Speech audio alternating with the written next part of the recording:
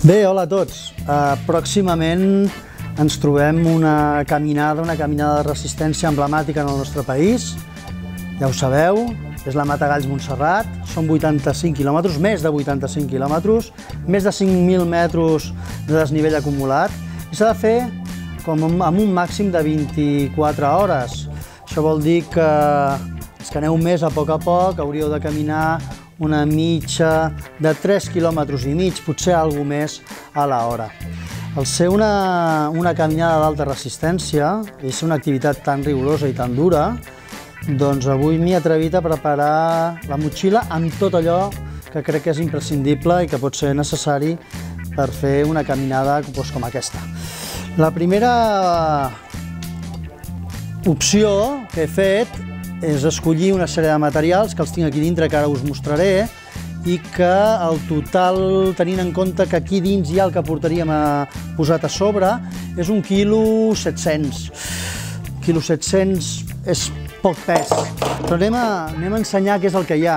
El primer que podeu observar és una motxilla, que és una motxilla petita, estem parlant de motxilles d'aproximadament 20 litres i no necessitareu res més.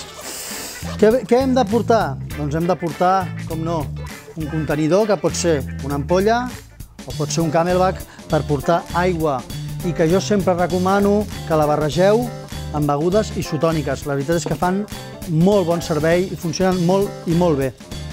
Què més hem de portar? Com que una bona part d'aquesta activitat la farem a nivell nocturn, jo el que us recomano és que us porteu una llum vermella a la part de darrere de la motxilla. És una senyal òptica que qualsevol podrà reconèixer i que s'us podrà veure de molt i molt lluny.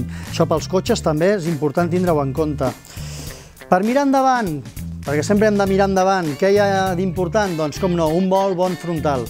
Jo us proposo un frontal com aquest. Potser és un frontal una miqueta excessiu per l'activitat que feu, ja que la feu amb un col·lectiu de persones molt grans i que llums ens sobraran, però que en un moment donat, si aneu sols, us perdeu, poden passar 1000 coses, doncs un frontal com aquest us pot anar francament bé. Què més? Doncs jo us proposo que agafeu dos bons parells de mitjons, uns per portar-los posats i uns altres de recanvi, que sempre acompanyarem d'una sabata molt transpirable, molt amortiguant i molt ben taquejada.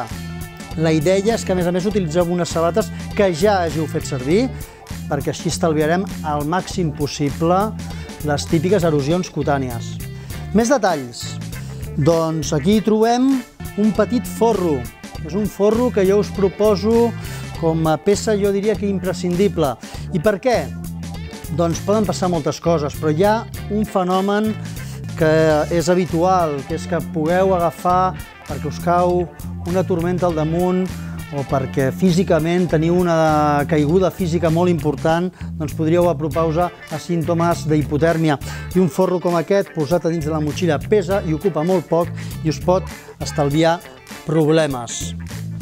Més coses. Doncs jo us proposo una peça per aigua. Parlaríem d'una peça que té la funció d'impermeabilitat i té, òbviament, la funció de paravent. Més detalls. La meva proposta és, com no, una malla tipus pirata. Ens defensa una molt bona part de les cames, ens dona un punt de tèrmica bona, està fet amb materials sintètics i per tant els mantindrà secs i ens servirà, doncs això, o bé per als que sortiu per la tarda o bé perquè els últims que arribeu amb una assolellada important, esperem, doncs pugueu anar bé. Ho acompanyarem a la part de dalt, com no, d'una samarreta secant. Això és una peça importantíssima.